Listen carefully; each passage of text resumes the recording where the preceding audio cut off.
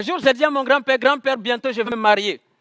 Et mon grand-père m'a dit, mon fils, sache désormais que tes jours sont comptés sur terre. Je lui ai dit, mais pourquoi grand-père?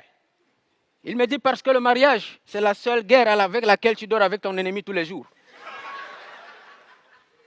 Mon grand-père m'a dit, fils, quand tu veux te marier, mieux vaut un bon célibat qu'un mauvais mariage. Il m'a dit, quand tu veux épouser une femme, demande à Dieu de t'aider pour que tu trouves la bonne femme. Car si tu trouves une mauvaise femme, tu risques de faire une crise d'AVC. Et lorsqu'il est causé par une femme, AVC signifie arrête de vivre, connard.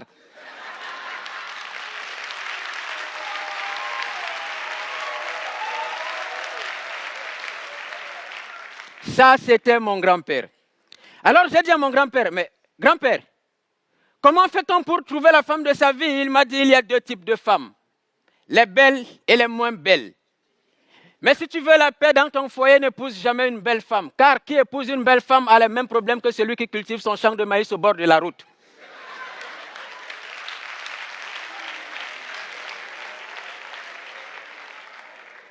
J'ai dit à mon grand-père, grand-père, comment faire pour connaître la femme de sa vie? Comment faire pour savoir qu'une femme peut rester dans un foyer? Et mon grand-père m'a dit, observe le comportement de ta belle-mère. Les tigres ne donnent pas naissance aux agneaux.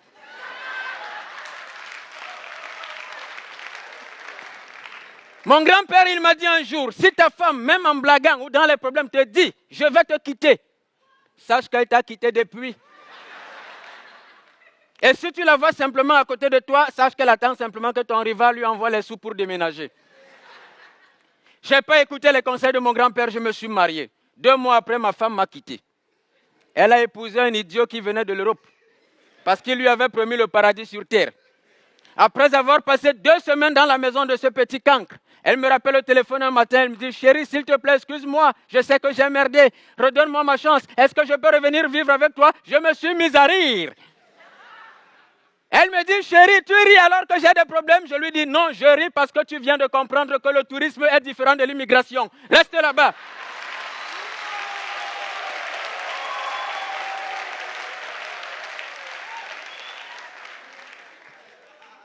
Je suis allé voir mon grand-père. J'ai dit à mon grand-père, mais grand-père, j'ai de l'argent. Pourquoi ma femme m'a quitté? Il m'a dit, tu ne comprendras jamais pourquoi. Il m'a dit, quand tu es pauvre, la femme a tendance à te tromper avec un riche. Quand tu es riche, la femme a tendance à te tromper avec un pauvre. La femme, c'est comme le vent, elle souffle dans la direction qui lui plaît.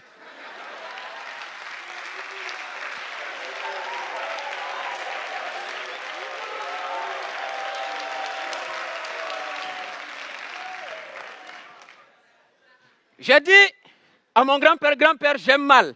S'il te plaît, grand-père, permets-moi de comprendre la femme. Mon grand-père a ri. Je lui ai dit, ma femme m'a dit qu'elle me sera fidèle. Pourquoi elle m'a trompé? Mon grand-père m'a dit, la fidélité aujourd'hui, cher fils, à l'heure des nouvelles technologies, ne se déclare plus avec la bouche, mais c'est dans le téléphone. Je lui dis, pourquoi? Il me dit, parce que pour déshabiller ton partenaire, tu n'auras jamais besoin de code. Mais pour allumer le téléphone de ton partenaire, il te faudra un code, car nos téléphones sont devenus plus intimes que nos parties intimes.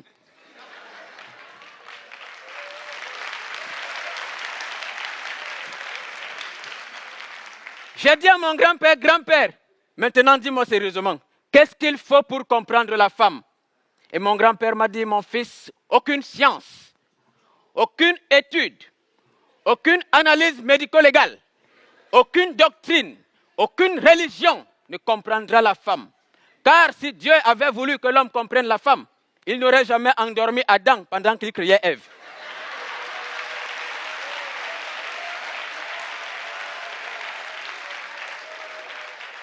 Et moi, j'ai dit à mon grand-père ce jour, grand-père, je comprends maintenant d'où provient l'incompréhension de la femme vis-à-vis de l'homme. Pourquoi Dieu a fait cela? Pourquoi Dieu a-t-il endormi l'homme pendant qu'il créait la femme? Et mon grand-père m'a dit, c'était simplement pour que l'homme aime la femme sans se poser de questions. Bonsoir.